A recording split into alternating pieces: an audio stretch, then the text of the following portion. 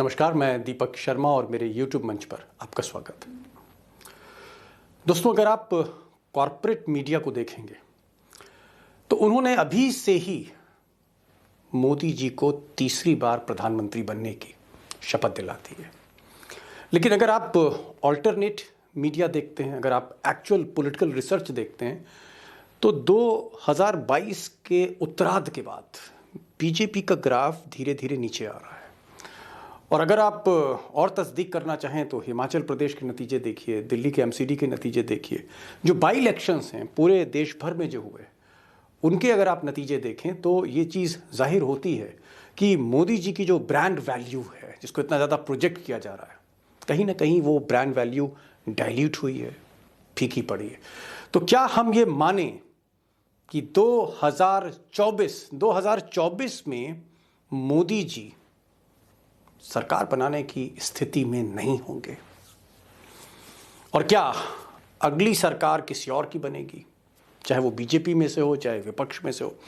अब ये बहुत बड़ी खबर है और मैं तथ्यों के साथ, फैक्ट्स और फिगर्स के साथ और कई राज्यों के एक्सपर्ट्स जो हैं, सेफोलॉजिस्ट, उनकी मदद से ये मैं बात आज आपके सामने रखने जा रहा हूं, बड़ा खुलासा करने जा रहा हूं। और सबसे बड़ी बात यह है कि इस पूरी रिसर्च को जिसने लीड किया है वो एक बहुत ही जाना पहचाना बेखौफ चेहरा है, टाइगर का। और यदि ब्रांड मोदी है तो फिर आपको चाकू को धार लगाने की जरूरत नहीं है महामहिम। आपको ये बोलने की जरूरत नहीं कि सब्जी काटने वाला चाकू जो है वो गला काटना चाहिए। और टाइगर जो पिछले कई महीनों से कई राज्यों के दौरे पर थे, महाराष्ट्र, गुजरात, मध्य प्रदेश, उत्तर प्रदेश, वो आज कई आंकड़े आपके सामने रखने जा रहे हैं। वाकई आप चौंक जाएंगे उन आंकड़ों को जानकर। लेकिन उस बेखौफ एनालिसिस से पहले मैं चाहता हूं कि कुछ बातें आपके साथ शेयर करूं, साझा करूं कि ये जो पूरी एनालिसिस है कि मोदी कहां पर खड़े होंगे, क्या मोदी वाकई स्लाइड कर रहे हैं, नीचे आ रहे हैं, फिसल रहे हैं, ये चीज़ और समझ में आए और तथ्यों के आधार पर समझ में आए, कुछ बातें मैं आपके साथ शेयर करना चाह रहा हूं। जैसे मिसाल के तौर पर बीजेपी की जो इंटरनल रिपोर्ट है उसका खुद मानना है कि 303 सीट जो पिछली बार उसने जीती थी, इस बार कई सीटों पर एंटी इनकम्बेंसी का, सत्ता विरोधी लहर का सामना करना पड़ेगा। और अगर आप ये रिपोर्ट देखें अमित शाह की तो आपको लगेगा कि वाकई अमित शाह ने अभी से ही अपनी आस्तानें खींचकर तैयारी शुरू कर दी है। अमित शाह 5 जनवरी से लेकर 29 जनवरी तक लगातार दौरा कर रहे हैं, 11 राज्यों का दौरा जहां वो रैली कर रहे हैं, जिसमें त्रिपुरा है, मणिपुर है, छत्तीसगढ़ है, झारखंड है, उत्तर प्रदेश है, आंध्र प्रदेश है, पश्चिम बंगाल है, कर्नाटक है, हरियाणा है, पंजाब है और भी कई राज्य हैं।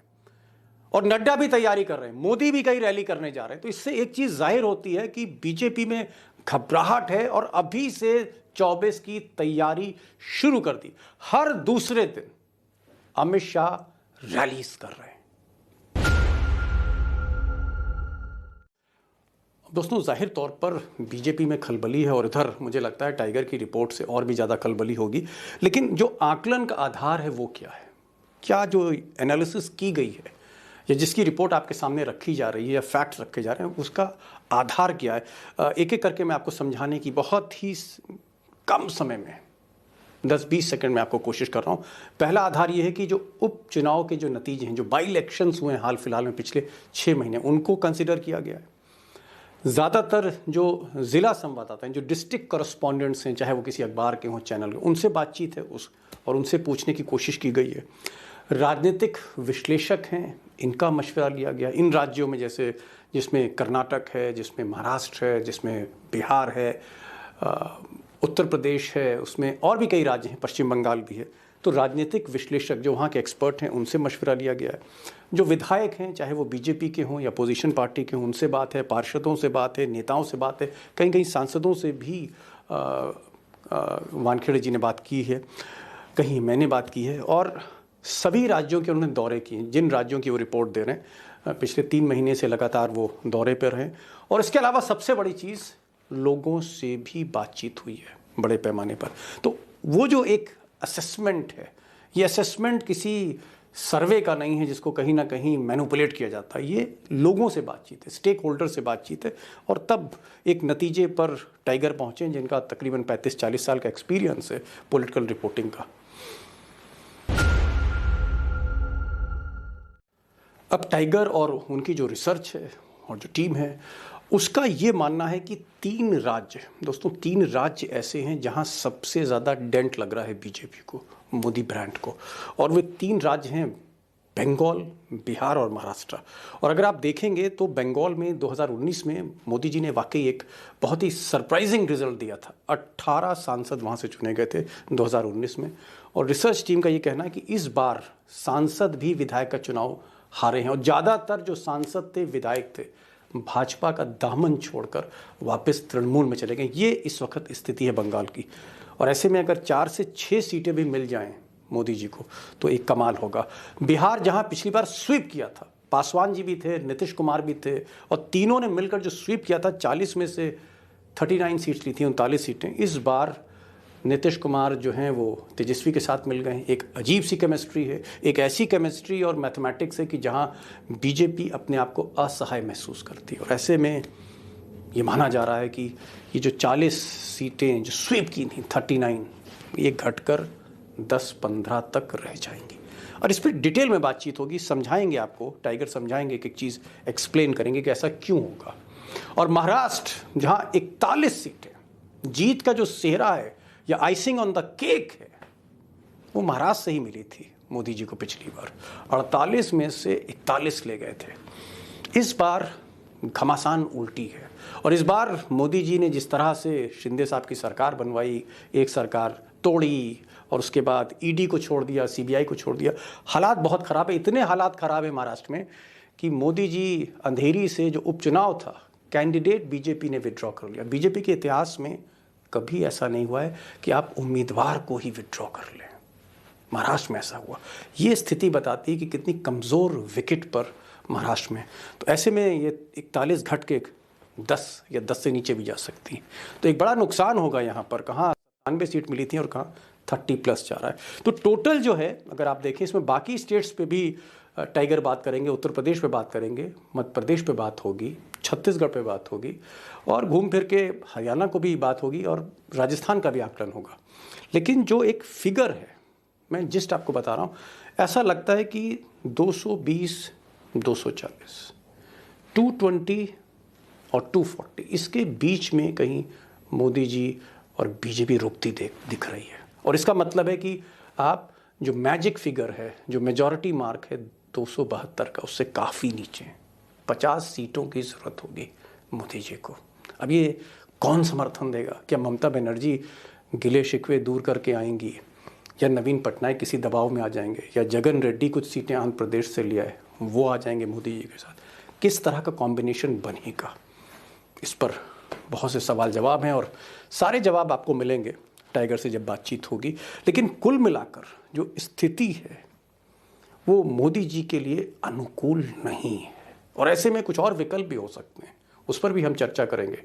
नितिन गडकरी हो सकते हैं, राजनाथ सिंह हो सकते हैं, या फिर योगी जी का क्या होगा, उस पर भी बात होगी। तो मुझे लगता है कि ज़्यादा समय मैं आपका ना लूँ, सीधे चलते हैं सुपर एनालिसिस, बेखौफ एनालिसिस, बोल्ड एनालिसिस, जिसको आप सुनना चाहते हैं, न्यूट्रल एनालिसिस, एक ऑल्टरनेट मीडिया के एनालिसिस, हार्ड वर्क के साथ सुनते हैं। सीधे चलते हैं अशोक वानखेड़े टाइगर के पास। तो सारी इनपुट इनके पास में है और तमाम शेफोलॉजिस्ट से बात करने के बाद, तमाम रीजनल कॉरेस्पॉन्डेंट से बात करने के बाद, नेताओं से बात करने के बाद, जो वानखेड़े जी का, टाइगर जी का जो आंकड़ा है मोदी जी के लिए 2024 के लिए, टाइगर 220 से 240 सीटें दे रहे हैं। यानी कुल मिलाकर जो नुकसान है नरेंद्र मोदी को, वो मैं मान के चल रहा हूं कि 50-60 सीट का नहीं बल्कि 70-80 सीट तक का नुकसान हो रहा है। अब 80 सीटों की जो नुकसान है भाऊ, ये 80 सीटें का जो नुकसान मोदी जी को हो रहा है, एक तो मैं ये जानना चाह रहा हूं किन राज्यों से हो रहा है, कौन से वो राज्य हैं जो मोदी की इस गिनती को कम कर रहे हैं, अरमानों का के जो है आप कह सकते हैं वो एक तरह से गला काट रहे हैं, हसरतों के पर कतर रहे हैं। ये कौन से राज्य हैं जो गिनती कम कर रहे हैं मोदी की? बंगाल में जो कुछ भी हो रहा है, जो लगातार चुनाव हो रहे हैं, उसमें ममता दीदी का जो सिक्का उछल के चल रहा है, उससे मुझे लगता है कि पहला स्टेट जहां बड़ा गड्ढा मिलेगा वो बंगाल होगा। बंगाल में वर्तमान में 18 सीटें हैं। 18 सीटों में से 4 सीटें भी ये रिटेन कर पाए तो बहुत मुश्किल है। उसके बाद आप बिहार में आ जाइए। बिहार में जब भी बीजेपी अकेली लड़ी, बीजेपी नुकसान में आई है और जब भी आरजेडी और जनता दल यूनाइटेड साथ लड़ा है, इन्होंने सक्सेस के झंडे गाड़े हैं। ये हमने इतिहास बताता है। इस बार यदि वो हो गया बीजेपी का वहाँ पे, यदि आरजेडी और जनता दल यूनाइटेड साथ लड़ते हैं, नीतीश बाबू और वो साथ में लड़ते हैं, तो यकीनन ये बीजेपी के लिए बहुत बड़ा सेटबैक होगा। हाँ, एक तड़का कांग्रेस का ज़रूर लगता है, लेकिन वो आरजेडी के साथ मिलके ही वहाँ काम करते हैं। दूसरी बात, इस गठबंधन में झगड़े नहीं हैं। झगड़े मतलब 2 छुट-पुट इधर-उधर के वक्तव्य छोड़ दीजिए, गोदी मीडिया बहुत उछालता है उसको। लेकिन बाय एंड लार्ज नीतीश बाबू का ये कहना कि अगले मुख्यमंत्री तेजस्वी होंगे, इसके मायने ये है कि वहाँ अब सत्ता का कोई संघर्ष नहीं है। स्टेट का इलेक्शन बड़ा क्लियर है और तेजस्वी भी चाहेगा कि वो दिल्ली का रोल के बजाय वो स्टेट को पहले अपने आप को कम स्टेट में एस्टेब्लिश करे, फिर वो दिल्ली आए। तो नीतीश बाबू अगला लोकसभा पूरे ताकत से लड़ेंगे क्योंकि उन्हें वो आंकड़ा चाहिए। यदि वो आंकड़ा उनको चाहिए, तो मुझे लगता है बीजेपी को दूसरा गड्ढा वहाँ होगा।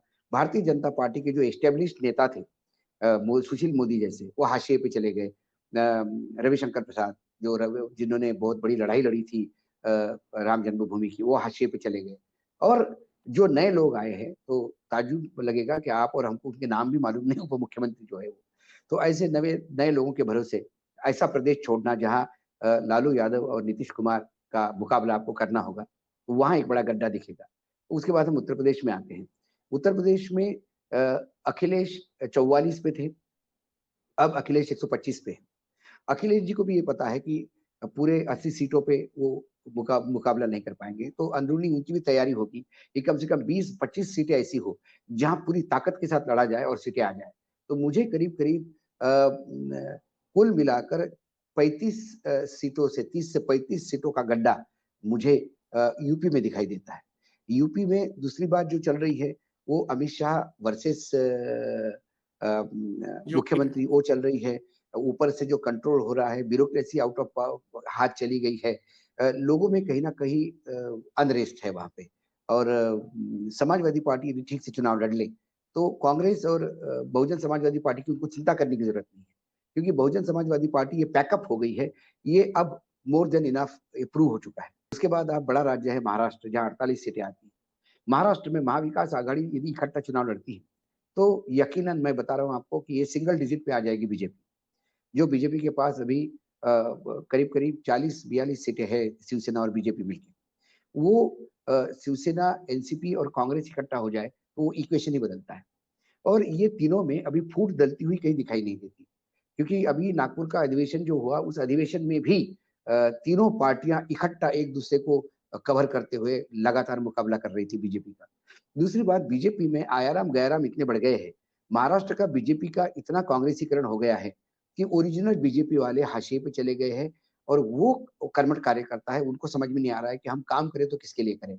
हम सालों जिनका विरोध करते रहे, क्या उनको चुनाव जितवाने की अपील करें? ऐसे कई पेशों-पेश में फँस गए हैं। दूसरी बात अमित शाह वर्सेस जो देवेंद्र फडणवीस है, ये लड़ाई। देवेंद्र फडणवीस को कभी अमित शाह ऊपर आने नहीं देंगे, क्योंकि उन्हें पता है वो नारा वो भूल नहीं सकते, अभी नरेंद्र बाद में देवेंद्र, कि भई नरेंद्र की जगह देवेंद्र अब आने वाले हैं। तो वो वहाँ पे एक उनका एक हालत बुरी है। ये 3 राज्य मेजर थे। दूसरी बात है छत्तीसगढ़, छत्तीसगढ़ में बघेल साहब ने पूरी तरह से कब्ज़ा कर रखा है और वहाँ बीजेपी बघेल साहब के पेरोल पे है, करीब-करीब।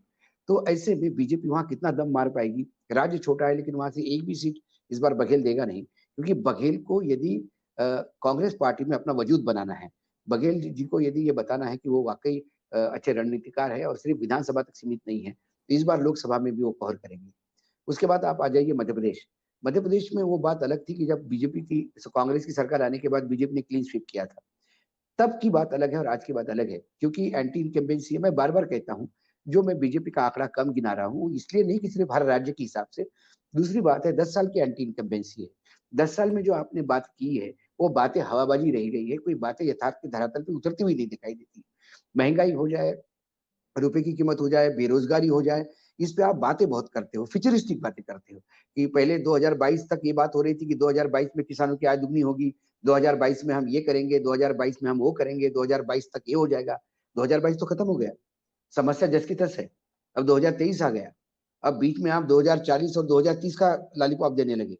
लेकिन लोगों को ये बात आज भी समझ में आ रही है कि जहां 80 करोड़ 81 करोड़ लोग 5 किलो अनाज के भरोसे आने वाले पूरे साल भर जिंदा रहेंगे, उस देश की इकोनॉमी क्या होगी। आने वाला बजट बहुत डाइसी बजट होने वाला है, क्योंकि उस बजट में रुपए में से करीब करीब 50 55 या 60 पैसे हमें डेप्ट सर्विसिंग के लिए देने जा रहे हैं, जो कर्जे हमने लिए हैं। आप जो बात कह रहे हैं, अगर मैं संक्षेप में ब्रीफ में अगर बताऊं, या आपकी बातों से जो हेडलाइन निकल के आ रही वो ये निकल के आ रही है कि मोदी ने काम नहीं किया, मोदी की पॉलिसी ठीक नहीं है, मोदी की अर्थव्यवस्था चौपट है, और मोदी की जो राजनीति है वो भी ठीक नहीं है, क्योंकि अमित शाह उन्हीं के नेताओं से भिड़ गए, कहीं योगी से भिड़ गए, कहीं फडणवीस से भिड़ गए। आपने एक बात ये भी कह दी कि भाई बिहार जो बहुत जबरदस्त सीटें दे रहा था अब तक मोदी जी को, वहां पर नीतीश कुमार अलग हो गए, तो बिहार से नुकसान हो रहा है। आपने ये भी कहा कि महाराष्ट्र जो 48 सीटें देता है वहां पर भी झगड़ा है बीजेपी का, और शिवसेना और जिस तरह से शरद पवार वहां मेहनत कर रहे हैं, तो महाराष्ट्र में भी नुकसान है, बिहार में भी नुकसान है, बंगाल में भी नुकसान है, और उत्तर प्रदेश में थोड़ा अखिलेश यादव हो सकता है बेहतर कर जाए। तो आपने 70-80 सीटें कम कर दी, यानी मोदी जी 220 के आसपास आ रहे हैं। अब उनको समर्थन चाहिए होगा, मैं इस पर तो आऊंगा कि भाई 220 पे क्या मोदी सरकार बनाएंगे कि नहीं बनाएंगे, लेकिन अभी मेरी एक आरएसएस के एक बड़े नेता से बात हो रही थी, बल्कि मेरी नहीं, मेरे साथ एक बीजेपी के रिपोर्टर थे जो काफी समय से बीजेपी और आरएसएस को रिपोर्ट कर रहे हैं। आरएसएस के नेता ने उस बीजेपी के रिपोर्टर से कहा, जहां मैं बैठा हुआ था, उन्होंने कहा कि भाई मोदी शेर है आज की तारीख में, मोदी सियासत का शेर है, उसके जैसा कद और किसी का नहीं है सियासत के जंगल में।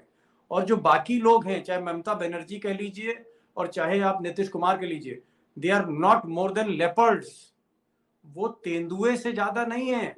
तो उनका ये कहना है कि 4-5 तेंदुआ घेर भी लें तो एक शेर को नहीं हरा सकते, ये कहना है साहब उनका। नहीं, यकीनन शेर है, मैं दो बात नहीं मान, मतलब इसमें कोई मतलब वो दो मत नहीं। ये चाह रहे थे कि नहीं नहीं, शेर को नहीं शेर नहीं, ही हरा सकता है, तो शेर बिल्कुल, कौन है विपक्ष में? मैं वही बता रहा हूँ। लेकिन इस बात को, ये जंगल के कई यूट्यूब पे वीडियो मिल जाएंगे आपको, कि जब शेर बूढ़ा हो जाता है और कमजोर हो जाता है, तो लेपर्ड नहीं, लेपर्ड की बात तो बहुत बात की बात कर रहा हूं मैं, जंगली भैंसे और जंगली कुत्तों ने भी शेर का शिकार किया है जब कमजोर हो जाता है। हम ब्रांड कमजोर होने की बात करते हैं, मैं ज्यादा दूर नहीं जाऊंगा, मैं ये सिर्फ 3 चुनाव जो हो गए पीछे के उसमें दे दूंगा। क्या बीजेपी गुजरात तक सीमित है? क्या बीजेपी गुजरात की रीजनल पार्टी है? जो गुजरात में 156 पे चले गए, 7वीं बार सरकार बना गए, हिमाचल में वही मोदी जी रैली करके आए थे, सोलन में मशरूम का संबंध बताया था, गली कूचे में चाय के संबंध बताए थे, हिमाचल में उन्होंने बहुत कुछ प्रॉमिस किया था। ऐसा क्या हुआ कि हिमाचल में सुपड़ा साफ हो गया? पार्टी के अध्यक्ष अपने गृह नगर में लोगों को जितवा नहीं पाए, मुख्यमंत्री अपने गृह नगर में जितवा नहीं पाए, अनुराग जो यहाँ पे आई-एंड-बी मिनिस्टर है, जो कम्युनिकेशन के मिनिस्टर है, जो आई-एंड-बी मतलब इंफॉर्मेशन एंड कम्युनिकेशन, वो पूरा ब्रॉडकास्टिंग का मंत्रालय देखते हैं, वो मंत्रालय संवाद से तो बात होती है। क्या उनका अपने गृह राज्य में संवाद ही नहीं रहता? संवादहीनता हो गई थी कि जिन लोगों ने उनको रिजेक्ट कर दिया। एमसीडी उसके हार बाद गए। दिल्ली आई है, एमसीडी हार गए, दिल्ली में तो नरेंद्र मोदी के ही पोस्टर दिखते थे। मैं यही कहा कि जिस दिन अमूल मात्र गुजरात में ही बिकेगा और महाराष्ट्र से वापस आएगा अमूल का ट्रक, जब दिल्ली से हिमाचल से अमूल का ट्रक वापस आएगा, जब बिहार से अमूल का ट्रक वापस आएगा, जब बंगाल से अमूल का ट्रक वापस आएगा, तब आप मुझे ये नहीं बता सकते कि अमूल के 8 ट्रक गुजरात में गए और सब खप गए, लेकिन जो वापस आए ट्रक है उसका भी तो हिसाब लगाना पड़ेगा। तो इसका मतलब वो ब्रांड सिर्फ गुजरात में ही अमूल जिंदा है, अब बाकी जगह अमूल वॉश आउट हो गया है। तो जब ब्रांड मोदी की बात करते हैं हम, तो फिर मोदी का ब्रांड हर जगह चलना चाहिए। और यदि ब्रांड मोदी है, तो फिर आपको चाकू को धार लगाने की जरूरत नहीं है महामहिम। आपको ये बोलने की जरूरत नहीं कि सब्जी काटने वाला चाकू जो है वो गला काटना चाहिए। ये बोलने की आपको आपके राज्य में, आपका जहां शासन है, जहां आपका गृह मंत्री है, लॉ एंड ऑर्डर की उसकी जिम्मेदारी है कर्नाटक में, यदि वहां एक साध्वी बीजेपी की जाके ये कहती है सांसद कि वहां पे आप गला काटने के लिए छुरी को धार लगाओ, इसका मतलब लॉ एंड ऑर्डर के उन पर ही विश्वास नहीं।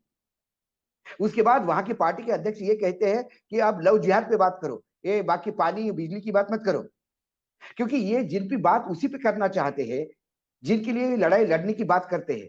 लेकिन लड़ाई तो इनको पानी बिजली के लिए भी करनी थी, वो लड़ाई बुरी तरह से हार गए।